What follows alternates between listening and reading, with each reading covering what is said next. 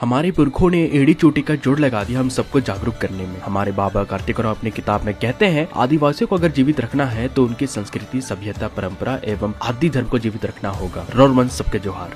हम आदिवासी शुरू से ही सामुदायिक और सांस्कृतिक रहे हैं, जो कि समाज में रहते हैं। अभी की डेट में देखा जाए तो हमारे आदिवासी भाई बहन धार्मिक की ओर शिफ्ट होते जा रहे हैं। ये बात सच है कि हमारे पास शब्दकोश की कमी है किसी गैर आदिवासी को समझाना कि हमारी संस्कृति कैसी है। अब सवाल सबके मन में जरूर आता होगा कि आदिवासियों के भगवान दिखते कैसे हैं, उनका स्वरूप क्या है। आदिवासी प्रकृति को मानते हैं तो स्वाभाविक सी बात है वो किसी मनुष्य के रूप में तो नहीं दिखेगा, किसी जानवर के रूप में भी नहीं दिखेगा। अगर मैं सरना कहता हूँ तो आपके मन में ये फोटो जरूर आएगा। एक बूढ़ी अम्मा सफेद साड़ी पहन के खड़ी है जो कि आशीर्वाद दे रही है। और यही सेम सवाल में जो मेरे दादा दादी हैं, बुजुर्ग हैं, उनके सामने मैं कहूँ तो उनके मन में सरना स्थल का फोटो आएगा। अब ऐसा इसलिए हुआ क्योंकि आपके मन में यही प्लांट किया गया है, सरना यानी कि बूढ़ी माँ का फोटो। अब वो औरत है कौन मुझे भी नहीं पता। अब सवाल आपके मन में जरूर आता होगा, तो सरना है क्या? सरना बस एक प्राकृतिक शक्ति का केंद्र है जिसे स्थल के रूप में बनाया जाता है गाँव से दूर, जहाँ पर हमारे बूढ़े बुजुर्ग लोग बैठकर विचार विमर्श किया करते हैं ताकि लोग अपने घरों में सुख शांति से रहे। और जिस तरह हमारे उरांव में सरना है, उसी तरह हो मुंडा संथाली में सिंह बोंगा, देशावली, जाहिर है। और इससे ये पता चलता है कि हम आदिवासियों के भगवानों का कोई स्वरूप नहीं है। अगर विज्ञान के दृष्टिकोण से यदि इसे समझे तो जो भी भगवान के रूप में आदिवासी मानते हैं वे सभी प्राकृतिक शक्ति के केंद्र हैं। अब आपके मन में ये सवाल जरूर आता होगा कि ठीक है तुमने समझा दिया, तो लोग सरना धर्म, सरना माँ करके वो बुढ़िया माँ का फोटो क्यों इतना ट्रेंडिंग कर रहे हैं इंस्टाग्राम में? तो दोस्तों वो एक्चुअल में सरना माँ नहीं है, वो एक चाला पाचो है। उनका काम था भैया बहन को पाल पोस के बड़ा करना सिरसीता नाले में, जैसे कि हमारे लोक कथा है। उसी माँ ने हमें बताया कि तुम्हें हमेशा अपने पुरखों को याद करते रहना है, क्योंकि तुम्हारे पुरखे तुम्हारे हर मोड़ पर साथ देंगे और जल जंगल जमीन को हमेशा संरक्षण करना है। और ये जितने भी प्राकृतिक शक्तियां हैं इसे हम देख तो नहीं सकते लेकिन महसूस कर सकते हैं। जिस दिन इन भगवानों का स्वरूप आपके दिमाग में प्लांट होना शुरू होगा तो समझ जाइए आप धार्मिक होते जाइएगा। वहीं से प्रकृति आपका दूर होना शुरू होगा और आप भी दूसरे धर्म के लोगों की तरह धार्मिक अस्तित्व में आ जाएंगे और प्राकृतिक अस्तित्व को खो देंगे।